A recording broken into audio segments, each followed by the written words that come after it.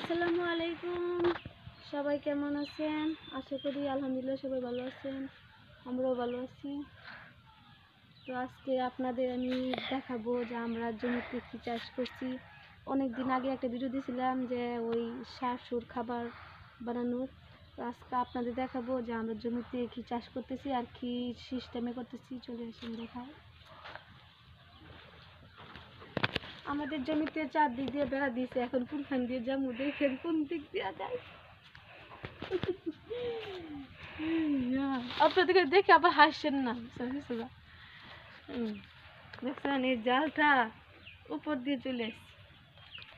Cameraman যাইব কইদা, cameraman ফাল দিয়ে চলে আসে উপর দিয়া।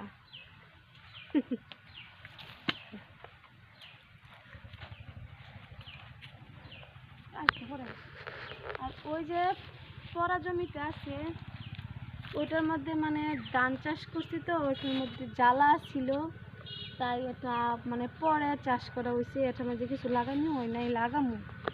আর যেতটুকু লাগানো হয়েছে অতটুকু দেখামু আছে।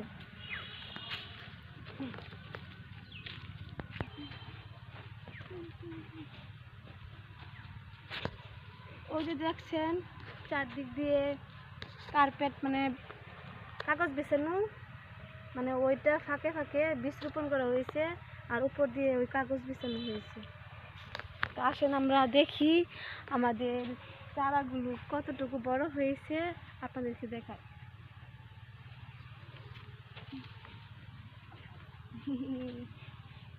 কোনখান দিয়ে যাবো? এই দিক দিয়ে যাই।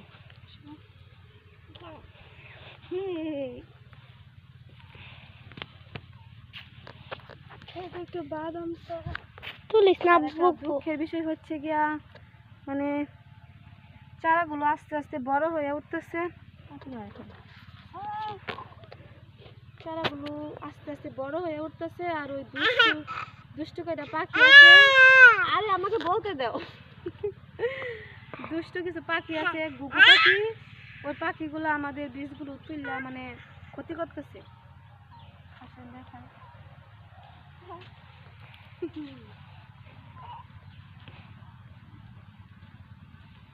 চলে আসে জলদি আসেন। ওই যে ওই প্রতিটি গর্তের মধ্যে বীজ লাগানো হয়েছে, ভালো করে দেখাই দেখাতে আসো। ওই প্রতিটি গর্তে গর্তে এদিক দিয়ে আসো, চারাগুলো দেখেন।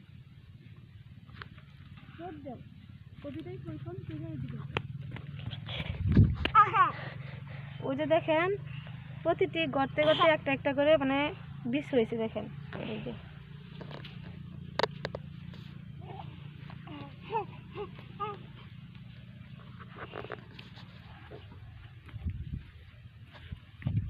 মানে এমন করে প্রতিটি কার্পেটের নিচেই বীজ লাগানো হয়েছে আর এভাবেই মানে বীজগুলো হয়েছে।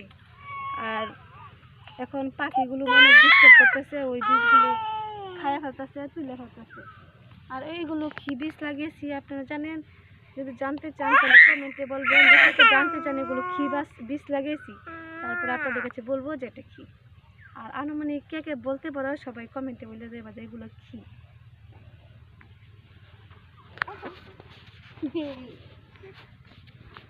আমার আম্মু অনেক খুশি হইতেছে ভিডিও করতে, হ্যাঁ। কিছু কিছু গর্তে দুইটা কইরা হয়েছে, দেখেন দুইটা করে হয়েছে, তিনটা কইরা হয়েছে। মানে মাশাআল্লাহ আলহামদুলিল্লাহ সবগুলো বেশি আমাদের মানে উঠে পড়েছে। তো আপনারা সবাই দোয়া করবেন যেন আমাদের ওই কষ্টে মানে অনেক কষ্ট করে এই জমিটা লাগিয়েছে আমার দেবর, ওর মনে আসে যেন পূরণ হয়। ও সারাদিন মানে ওই জমির মধ্যে পড়ে থাকে, অনেক খাটাখাটি করে, তার জন্য মনে আশাটা পূরণ হয়। সবাই দোয়া করবেন।